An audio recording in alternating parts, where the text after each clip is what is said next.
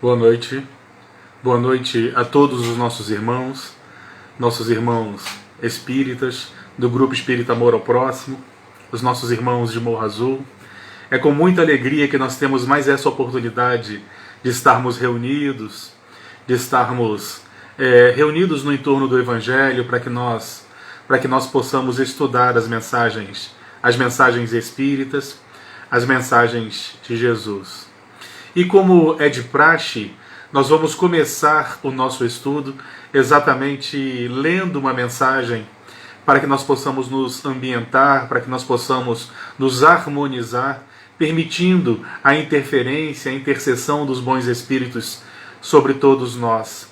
Então, nós vamos começar o nosso estudo da noite lendo uma página aberta ao acaso do livro Caminho, Verdade e Vida, mensagens do Espírito Emmanuel através da mediunidade de Francisco Cândido Xavier. Capítulo 78, Verdades e Fantasias. Mas porque vos digo a verdade, não me credes. Jesus, isso está em João, capítulo 8, versículo 45. O mundo sempre distingue ruidosamente os expositores de fantasias. É comum observar-se, quase em toda parte, a vitória dos homens palavrosos, que prometem milagres e maravilhas. Esses merecem das criaturas grande crédito. Basta encobrirem a enfermidade, a fraqueza, a ignorância ou o defeito dos homens para receberem acatamento. Não acontece o mesmo aos cultivadores da verdade, por mais simples que esta seja. Através de todos os tempos, para esses últimos a sociedade reservou a fogueira, o veneno, a cruz, a punição implacável. Tentando fugir à angustiosa situação espiritual que lhe é própria, inventou o homem a buena dicha, impondo, contudo, aos adivinhadores o disfarce dourado das realidades negras e duras. O charlatão mais hábil na fabricação de mentiras brilhantes será o senhor da clientela mais numerosa e luzida. No intercâmbio com a esfera invisível, urge que os novos discípulos se precatem contra os perigos desse jaez.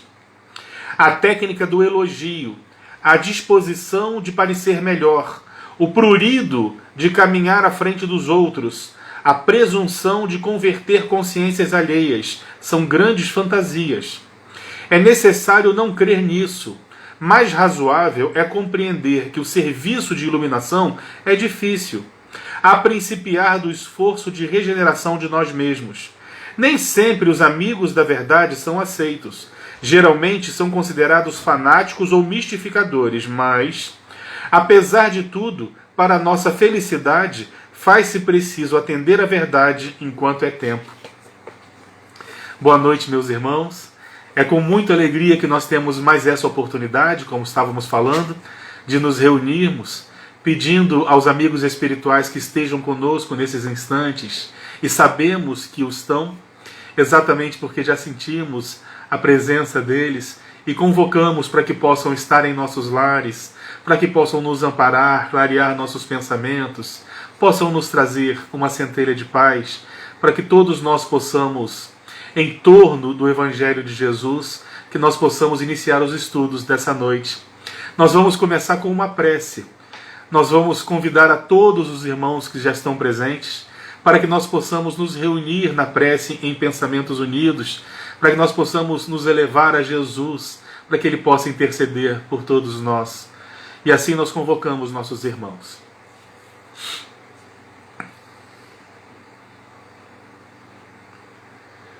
Senhor Deus Pai, Pai de infinito amor e de infinita misericórdia, aqui nos reunimos, Senhor, criaturas ante o Criador, para lhe agradecer as oportunidades que temos. Jesus, divino guia de toda a humanidade, divino mestre, amado Rabi da Galileia, te buscamos em prece, Senhor, para que tu possas vir ao nosso encontro, conforme tu mesmo prometeste. Sempre que houverem duas ou mais pessoas reunidas em teu nome, tu estaria presente. E sabemos, Senhor, sabemos que tu estás conosco na forma desses teus mensageiros, nossos amigos espirituais. Te pedimos, Senhor, intercede por todos nós, clareia nossos pensamentos, ilumina nossos corações, para que nós possamos modificar nossas atitudes.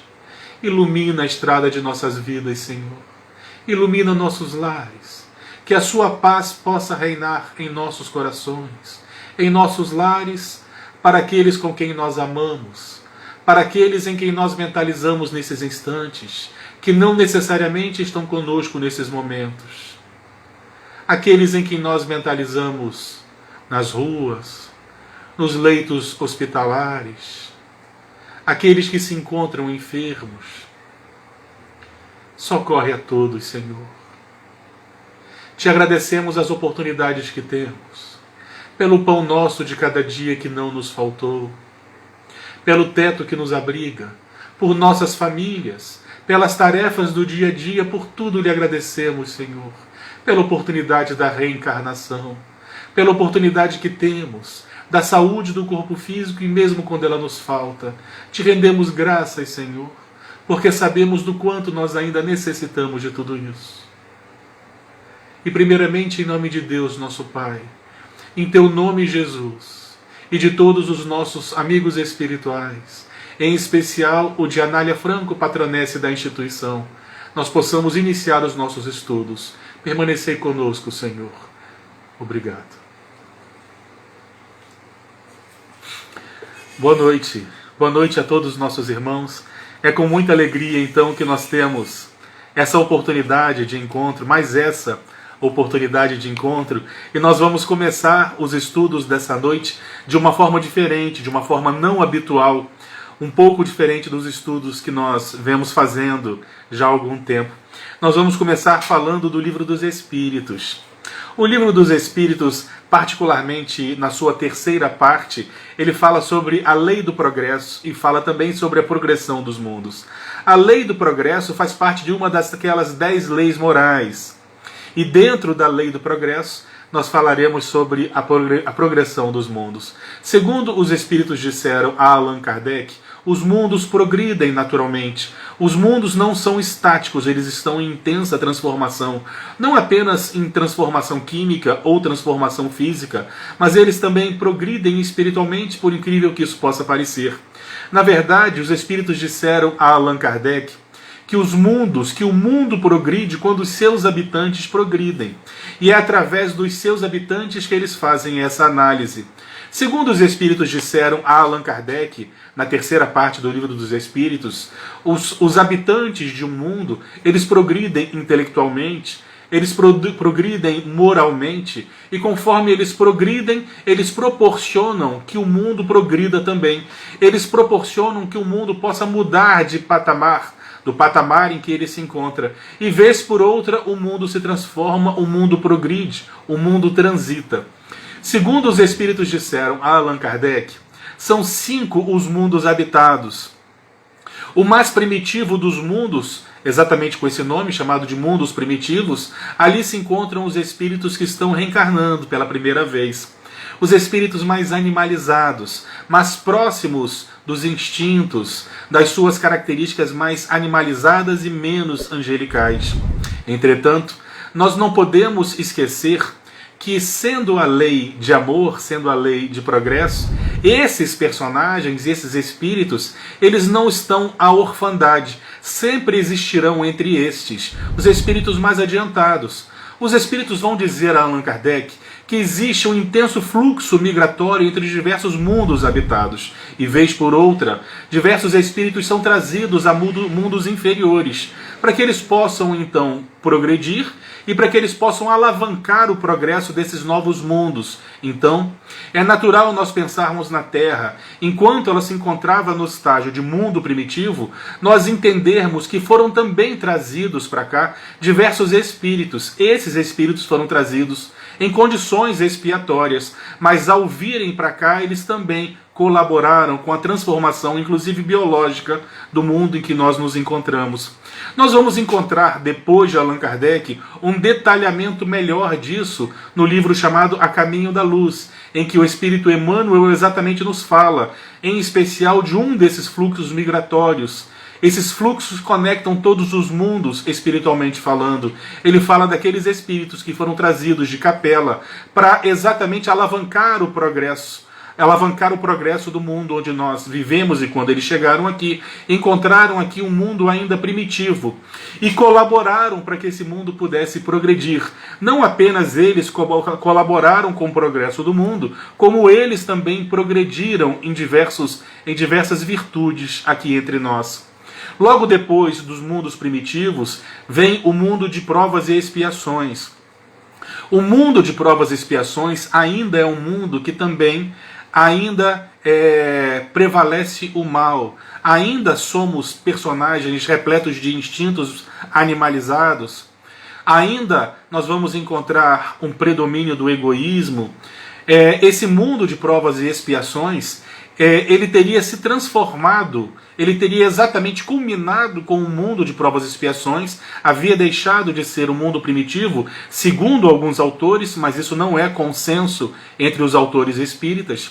Segundo alguns autores, seria exatamente com a vinda de Jesus que o nosso mundo teria deixado de ser um mundo primitivo, que nós teríamos culminado com um fim da transição naquele momento. O mundo deixaria então de ser um mundo primitivo e se inauguraria aí um mundo de expiações e provas. Entretanto, repito, não existe consenso entre os espíritos sobre isso, entre os autores espíritas. Mas nós sabemos que a vinda de Jesus à Terra certamente promoveu um alavancamento muito grande do progresso. Alavancou o progresso e nos trouxe novas oportunidades, sendo ele o divino Rabi, o mestre de todos nós, a luz do mundo, o governador espiritual do nosso planeta, de todo o nosso orbe, diretor desse educandário divino. Veio ele pessoalmente exemplificar as virtudes da qual nós necessitamos para que nós possamos encontrar a felicidade, para que nós possamos evoluir e promover assim a evolução do mundo. Então alguns autores acreditam que a vinda de Jesus à Terra culminou exatamente com o fim de um período de transição.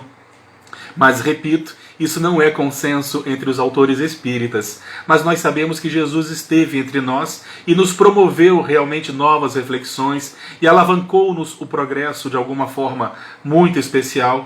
Tanto é que, logo depois desse mundo de expiações e provas, nós temos o terceiro mundo dessa escala que contempla 5 mundos, segundo Allan Kardec. Logo depois de um mundo de expiações e provas, se iniciaria um mundo de regeneração. A diferença entre o mundo de expiações e provas é que no mundo de expiações e provas ainda existe, segundo Allan Kardec, muito desrespeito com a natureza. Ainda existe a exploração dos animais, ainda existe a exploração do homem. Existe ainda predomínio das nossas más inclinações. E um mundo de regeneração, diferente do mundo de expiações e provas, seria um mundo em que tudo isso começa a ruir. Nós teríamos então mais respeito pela natureza, nós teríamos então mais respeito pelos animais que compõem a natureza, nós teríamos mais respeito um pelos outros, e nós não teríamos mais o predomínio do mal, e sim um predomínio do bem, onde nós teríamos novas oportunidades expiatórias e oportunidades de progresso. Logo após o mundo chamado de regeneração, nós teríamos então os chamados mundos ditosos, onde os espíritos ainda não completamente iluminados, já existirá um predomínio das nossas boas inclinações sobre as nossas más inclinações, onde o nosso altruísmo consegue vencer o nosso egoísmo. Nós sabemos, e aqui vai uma curiosidade, Allan Kardec escreve o Livro dos Espíritos, e boa parte do que eu estou falando, no ano de 1857. Ele publica no ano de 1857. 2 anos mais tarde, Darwin publica o seu livro A Evolução das Espécies. E é curioso porque Darwin tece alguns comentários acerca da evolução das espécies que nós podemos utilizar para compreendermos melhor alguns princípios espíritas. Por exemplo, Darwin vai nos afirmar que conforme os animais vão evoluindo, eles vão aprendendo a conviver em bandos. vão aprendendo a conviver em grupos, e para que eles possam conviver em grupos, eles vão se organizar em castas, em lideranças, e nós, seres humanos, fizemos algo semelhante na progressão dos mundos, na progressão de espíritos animalizados para o que nós nos encontramos hoje. Em algum momento nós começamos a valorizar a vida em sociedade, e valorizarmos a vida em sociedade, ela necessita respeito, por exemplo, ela necessita que existam leis que possam nos policiar, que possam nos controlar, que podem nortear-nos nos melhores caminhos. Tudo para que nós consigamos viver em sociedade. E conforme o homem foi vivendo em sociedade, ele foi exatamente progredindo nessa escala dos mundos. Ele sai de um mundo primitivo, onde nós nos organizávamos em bandos, em manadas, em pequenos grupamentos familiares, para um mundo de provas e expiações, onde começam a surgir sociedades, onde nós começamos a nos organizar de uma forma mais complexa, onde nós começamos a instituir leis que vão nos proteger uns dos outros.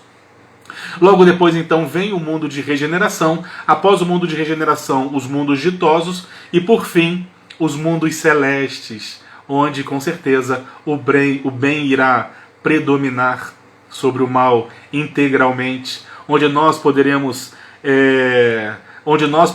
nos afirmar espíritos bons, integralmente bons.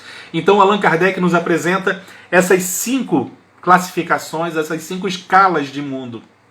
E entre uma escala dessas e outra, existe um período chamado período de transição, que nós ora chamamos de transição planetária.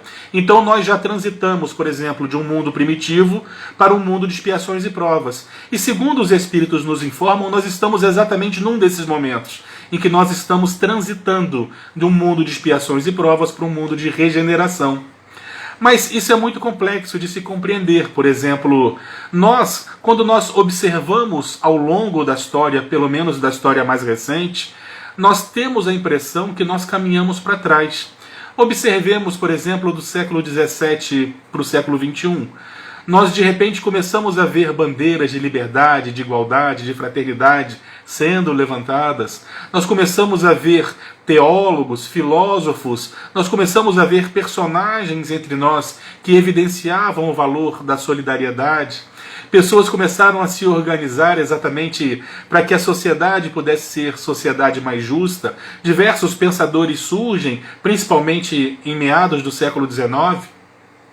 Só que o século XX, ele exatamente começa a caminhar na contramão. Se nós já conseguíamos, no século XX, no início do século XX, nós percebíamos que nós já conseguíamos vencer diversos conflitos, por exemplo, a necessidade de duelarmos, a necessidade de...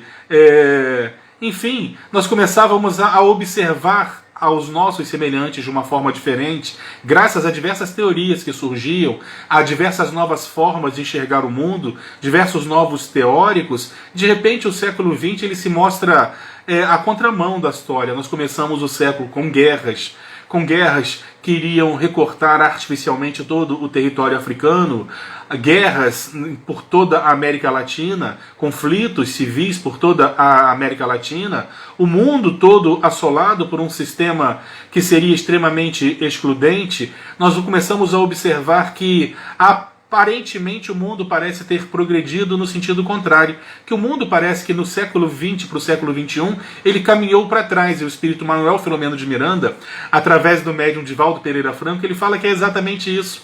É exatamente isso que nós devemos compreender como a transição planetária. Segundo o espírito Manuel Filomeno de Miranda, diversos espíritos que se encontravam nas regiões mais profundas da dor e do sofrimento humano foram trazidos à reencarnação nesse momento tão especial para todos nós, para que eles tivessem aqui novas oportunidades, para que eles pudessem progredir, para que eles pudessem despertar. E para nós seria um momento muito importante estarmos reencarnados exatamente com esses personagens, para que nos pudessem servir exatamente de provas, para que pudessem nos servir exatamente de tarefa, no sentido de que estarmos reencarnados entre espíritos que ainda militam exatamente nas zonas mais baixas da maldade, para nós é muito importante, para que nós possamos perseverar no bem, para que nós possamos ter nossas convicções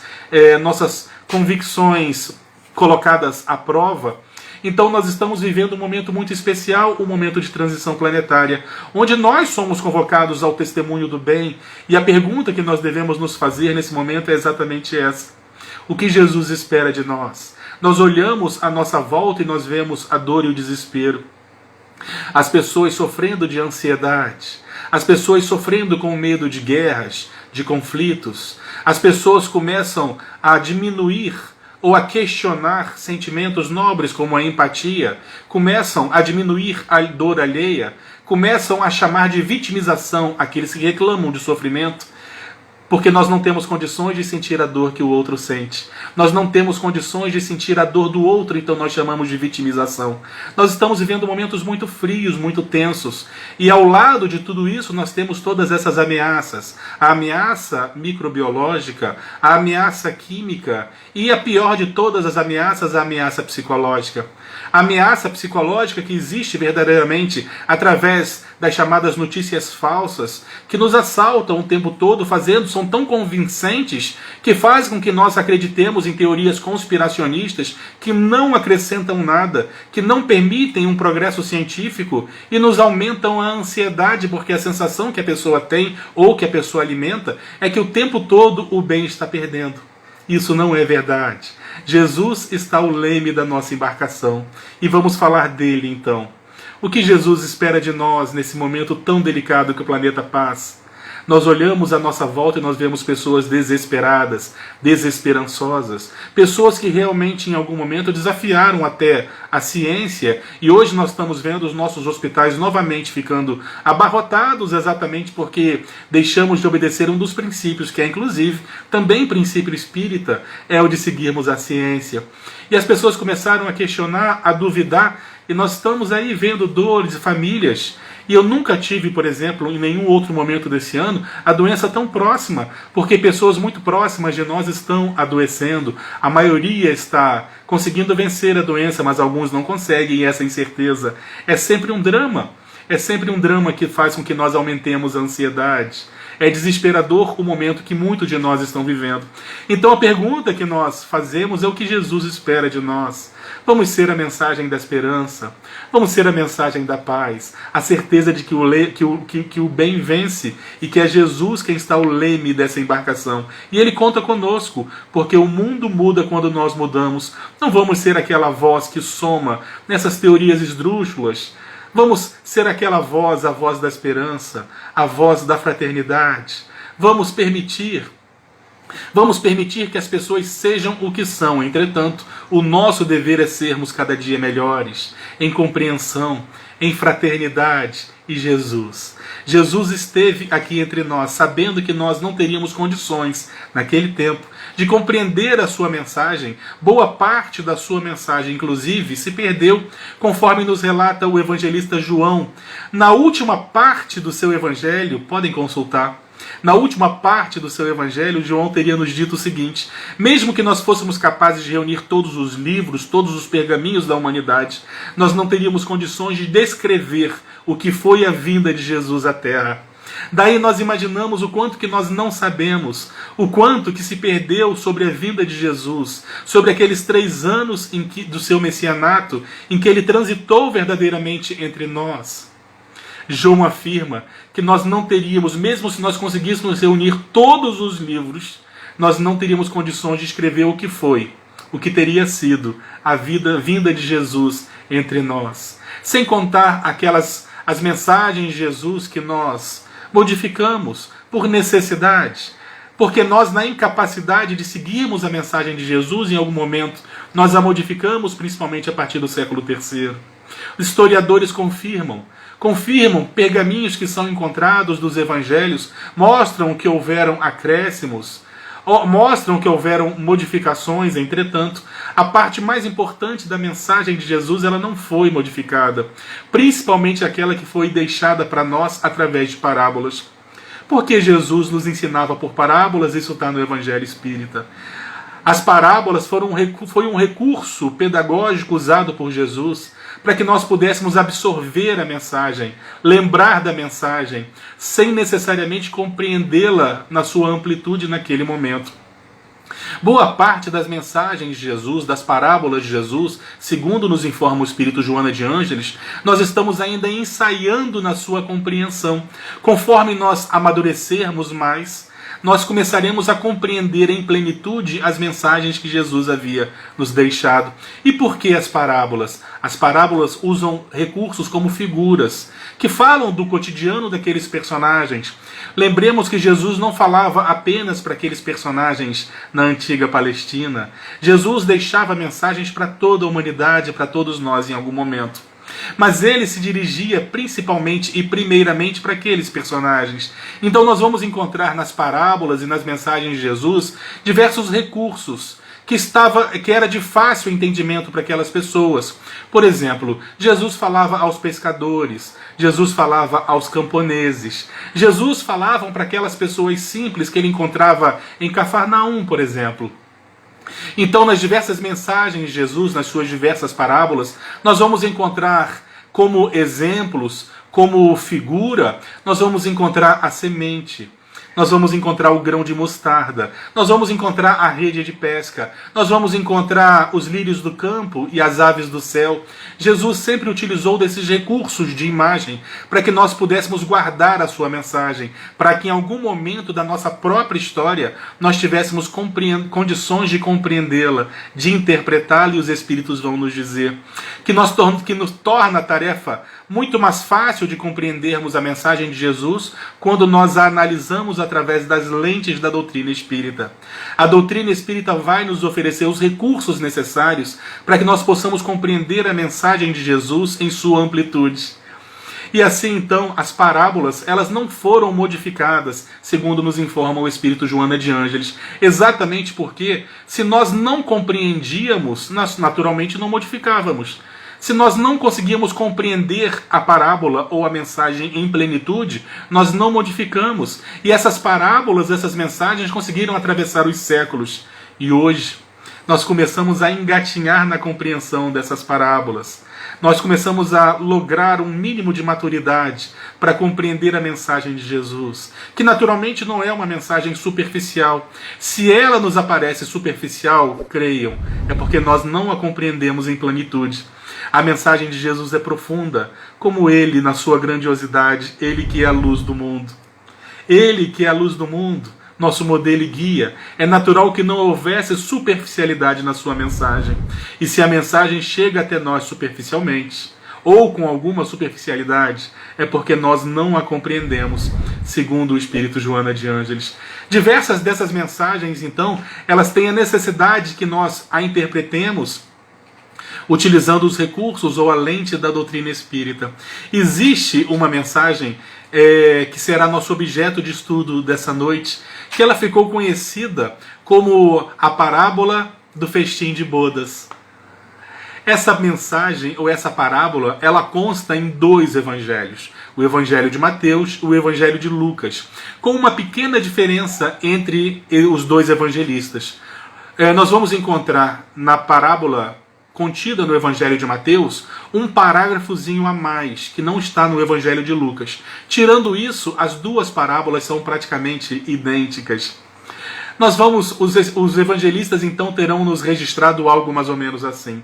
Num determinado momento estaria Jesus ao lado daquela multidão, ladeado por toda aquela multidão que frequentemente o acompanhava, constituída não apenas dos seus discípulos ou daqueles que se candidatavam ao seu discipulado, mas também por fariseus, por saduceus, por publicanos, inclusive. Era natural que ao lado de Jesus, ao redor de Jesus, era natural que estivesse uma multidão heterogênea, constituída por diversas pessoas, desde curiosos até pessoas que realmente tinham por objetivo segui-lo de alguma forma, porque encontravam nele um porto seguro, porque encontravam nele a esperança de um reino dos céus. Mas num determinado momento, então, Jesus teria virado para essa multidão que o acompanhava e teria dito algo mais ou menos assim: o reino dos céus se assemelha a um rei que celebrou a festa de casamento de seu filho. E para que ele pudesse celebrar a festa de casamento de seu filho, ele pediu que os seus servos fossem então chamar os convidados. Os servos voltaram, porque os convidados então se recusaram a participar da festa. O rei então ele convoca um outro grupo de servos e pede então que esses servos retornem aos convidados em seu nome, dizendo o seguinte, que o banquete já estava posto à mesa, que os animais que foram engordados, que foram cevados, já estavam mortos e que era necessário então que eles viessem comemorar o casamento de seu filho. Quando os servos chegaram aos convidados, alguns usaram como desculpa que iriam ao campo. Outros disseram que tinham comprometimentos de negócios. Outros ultrajaram os servos e os assassinaram. O rei, então, quando soube do ocorrido, ele convoca o seu exército e manda, então, que se executem aqueles convidados que fizeram o que fizeram. E depois queimou suas cidades. Chamou novamente para junto de si os seus servos e recomendou que agora, já que o banquete estava posto à mesa, que agora eles fossem às ruas e às encruzilhadas e convocassem todos aqueles que eles encontrassem pelo caminho, bons ou maus. E assim os servos o fizeram.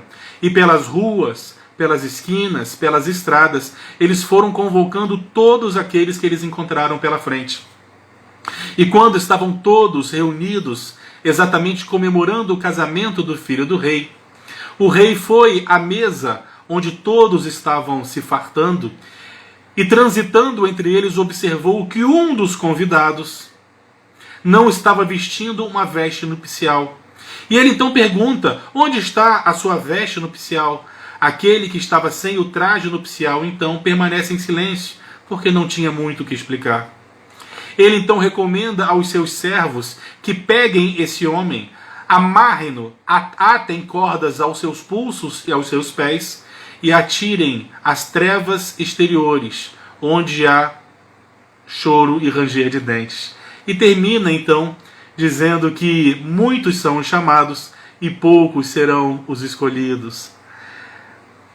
É uma parábola de mensagens fortes e que realmente merece alguma interpretação de nossa parte, para que nós possamos assimilar o mínimo que ela tem para nos ensinar. Primeiro nós precisamos separar os personagens que estão presentes nessa parábola, assim como os ambientes. Primeiro nós vamos nos questionar o seguinte: o que é uma festa de bodas, o que é um casamento? Quando nós pegamos o Antigo Testamento, as diversas passagens, os diversos profetas contidos no Antigo Testamento, inclusive nos Evangelhos, nós vamos encontrar que comumente o casamento ou as bodas, ela é utilizada também para referenciar a união do homem com a divindade ou a união do homem com Deus. Nós vamos encontrar diversos profetas referindo-se à união do homem com Deus, chamando de casamento. Nós vamos encontrar, inclusive, Jesus numa das outras parábolas, numa de suas parábolas, as parábolas das 10 virgens, ele exatamente faz uma alusão ao casamento exatamente o momento em que o homem desperta para a divindade. Então, se nós começarmos a interpretar que as bodas, que o casamento, representa exatamente o momento em que nós teríamos então nos aberto à divindade, nós teríamos então despertado para a divindade, despertado para Deus, e esse rei maravilhoso nos convocava a um casamento, ao casamento de seu filho, o que os Espíritos no Evangelho, segundo o Espiritismo, nos convidam para que nós refletirmos sobre a vinda de Jesus à Terra. É exatamente esse casamento que todos nós fomos convidados, em que todos nós fomos convocados. Entretanto, os primeiros convidados não tiveram condições de participar. Inclusive hostilizaram os servos do rei, que foram bater à sua porta para que eles pudessem participar do banquete. Mas em algum momento nós bateram também a nossa porta e nós aceitamos o convite. Nós fomos chamados também exatamente para a festa de casamento. Nós também fomos chamados em algum momento para que nós pudéssemos participar desse banquete maravilhoso, participar dessa festa maravilhosa, que é o momento em que o Cristo veio para todos nós. É o momento em que ele veio, a luz do mundo se acendeu entre nós. Algo extremamente complexo, a vinda de Jesus à Terra, algo como colocar todo um oceano dentro de um pequeno recipiente, dentro de um copo com água. Desses copos de água, foi a vinda de Jesus entre nós. Tolerou-nos o máximo que pôde, mas foi o tempo suficiente para que ele pudesse ter deixado entre nós a sua mensagem consoladora, a sua mensagem renovadora. Não apenas nos trouxe a sua mensagem, como exemplificou-as nas virtudes da qual nós necessitávamos para que nós pudéssemos lograr a busca pela felicidade. Exemplificou o perdão, exemplificou a renúncia e a caridade, o casamento do filho do rei, as bodas do filho do rei, representam exatamente o momento que Jesus veio ter conosco. Muitos de nós não tivemos condições de logo no primeiro convite irmos a esse casamento, entretanto, tivemos outras oportunidades. A verdade é que todos nós participamos dessas bodas de alguma forma, mas o mais importante é que nós estejamos trajados adequadamente, que nós coloquemos as nossas vestes nupciais para participarmos exatamente dessa festa de bodas, desse casamento maravilhoso. E o que representam as vestes nupciais?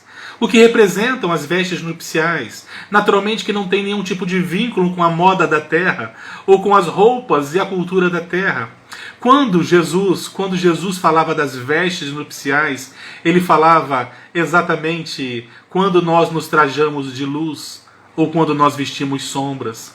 Para que nós possamos participar desse banquete maravilhoso de luz, é necessário que nós estejamos usando as vestimentas da luz. É necessário que o nosso perispírito se vista de luz.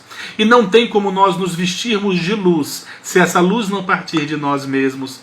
Nós não temos como nos vestir da luz de outro. A luz é algo que surge de nós, e nós vamos nos lembrar de Jesus quando ele nos convidava, quando ele nos fazia exatamente esse complexo convite, quando ele nos dizia: faça brilhar a vossa luz. Ele nos convidava a vestirmos as vestes nupciais, para que nós pudéssemos participar desse banquete maravilhoso. Agora faço aqui um pequeno parênteses. Relembrando André Luiz, nós que tivemos a oportunidade, eu tenho certeza que todos nós tivemos, a oportunidade de conhecer a série Nosso Lar, existe uma grande frustração que nos revela André Luiz. Segundo ele tinha um pouco de vergonha e frustração quando ele olhava para o seu corpo perispiritual em Nosso Lar e não via luz. Entretanto, ele observava que todos os outros participantes de Nosso Lar brilhavam ou acendiam, apresentavam luz de alguma forma, e aquilo o deixava muito envergonhado, porque, segundo ele, poderia revelar a sua pequenez, podia revelar exatamente a sua inferioridade. E ele se olhava e não enxergava a luz perispiritual. E todos aqueles que estavam à sua volta, dos orientadores aos orientados, todos apresentavam luz de alguma forma. E aquilo sempre lhe deixava muito constrangido. Até que num determinado momento, ele é convocado a sair de Nosso Lar pela primeira vez. Isso não está naturalmente no primeiro livro. Ele sai a serviço de Nosso Lar. Ele vai servir, ele vai atender aos necessitados. Ele vai exatamente em caravana com outros 2 companheiros e um orientador, quando de repente ele se entreolha e observa pela primeira vez que seu corpo perispiritual apresentava luz. E ele então se coloca de joelhos no chão, chorando copiosamente. Era a primeira vez que ele enxergava luz nele mesmo. Era a primeira vez. E nós compreendemos que essa luz surge exatamente quando ele sai a serviço de Nosso Lar, quando ele se põe ao serviço sincero, quando ele se põe a servir, porque quando nós servimos, nós estamos manifestando o amor, e sendo Deus amor, e nós, oriundos de Deus, somos também centelhas desse amor, e todas as vezes que nós vibramos nas sintonias do amor, acendemos a nossa luz. André Luiz, naquele momento, ele percebia pela primeira vez luz em seu corpo perispiritual, exatamente porque estava ele se candidatando ao serviço, se candidatando ao amor, se candidatando ao trabalho. E o amor, quando transformado em trabalho, o amor, quando posto em movimento, ele se chama caridade. Todas as vezes que nós vibramos nas sintonias do amor ou da caridade, nós acendemos naturalmente, porque vibramos nas sintonias mais finas da divindade. Todos nós que conseguimos de alguma forma servir desinteressadamente, amar verdadeiramente, vencer nosso egoísmo, vencer nossas más inclinações, acendemos a nossa luz como nos ensinava Jesus. Faça brilhar a tua luz. Faça brilhar a tua luz, e quando nós fazemos brilhar a nossa luz, nós colocamos as nossas vestes nupciais, necessárias para que nós possamos permanecer naquele banquete do casamento do Filho do Rei, que nada mais é do que Jesus entre nós. Nós podemos permanecer aqui. Os Espíritos, inclusive, vão nos falar sobre transição planetária.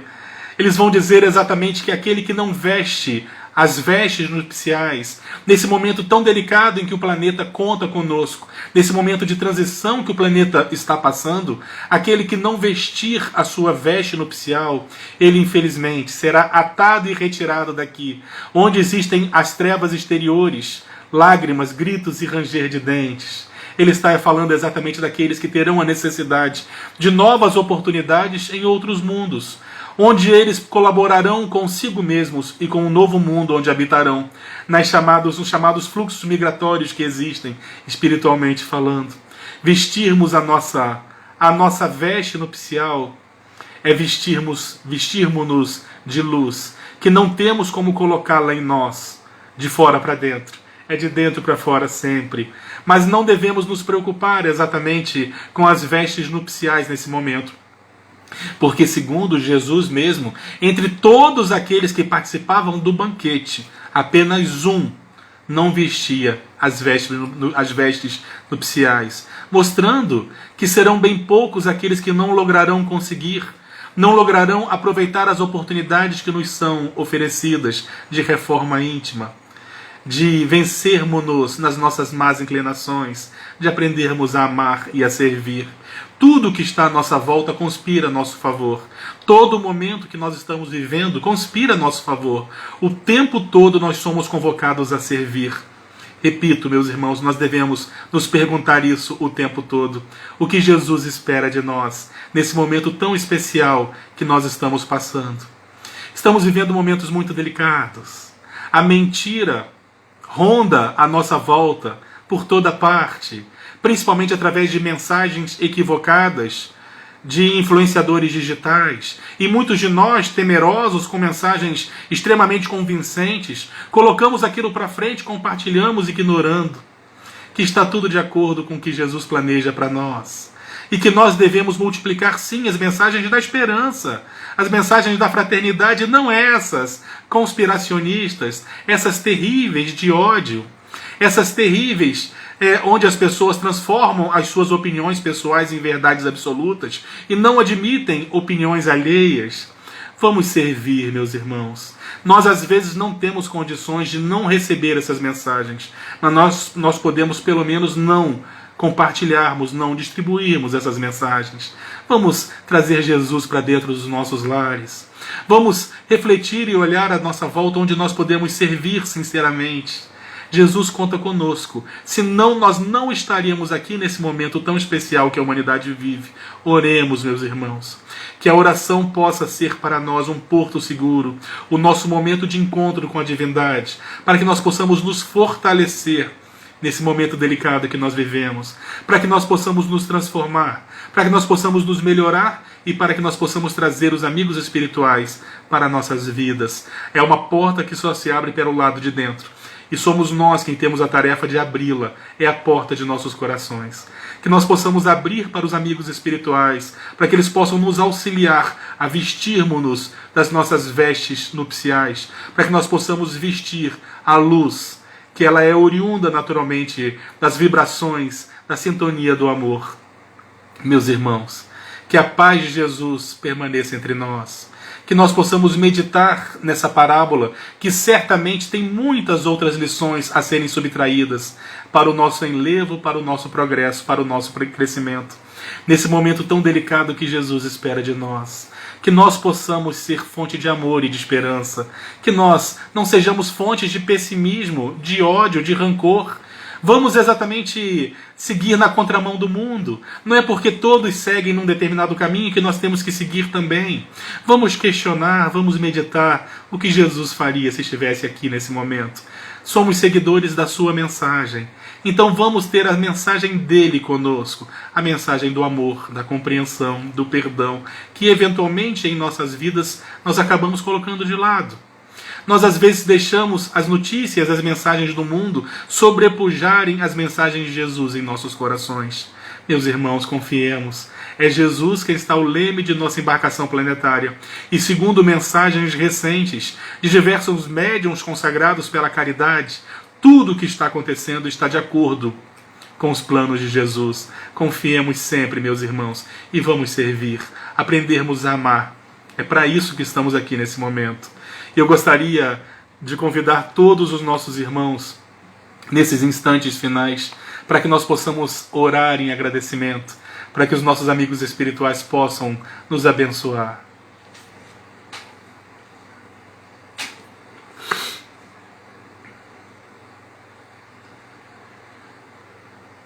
Jesus, divino e amado Mestre, divino Rabi da Galileia, nós te convocamos, Senhor, eternos pedintes que somos da tua misericórdia, para que tu possas interceder por nós, clareia nossos pensamentos, ilumina nossos sentimentos, nossos corações, para que nós possamos modificar nossas atitudes, modificar nossos comportamentos, para que nós possamos ser um referencial de luz para aqueles que nos cercam, Senhor, para que nós possamos aprender a vibrar nas sintonias doces do amor e da caridade. Ampara-nos, Senhor, que os nossos lares possam ser também, de alguma forma, fonte de esperança para todos aqueles que transitam conosco, divino guia de toda a humanidade. Nós gostaríamos de te pedir, Senhor, pelos que sofrem, pelos atormentados, pelos odiosos, pelos rancorosos, pelos vingativos, porque sabemos, Senhor, que são esses, aqueles que mais necessitam de Ti e da Tua divina intercessão. Intercede por todos nós, Senhor. E primeiramente em nome de Deus, nosso Pai, em Teu nome, Jesus, e de todos os amigos espirituais aqui presentes, nós possamos encerrar o estudo dessa noite na certeza, Senhor, de que Tu estarás conosco. Obrigado. Boa noite, meus irmãos.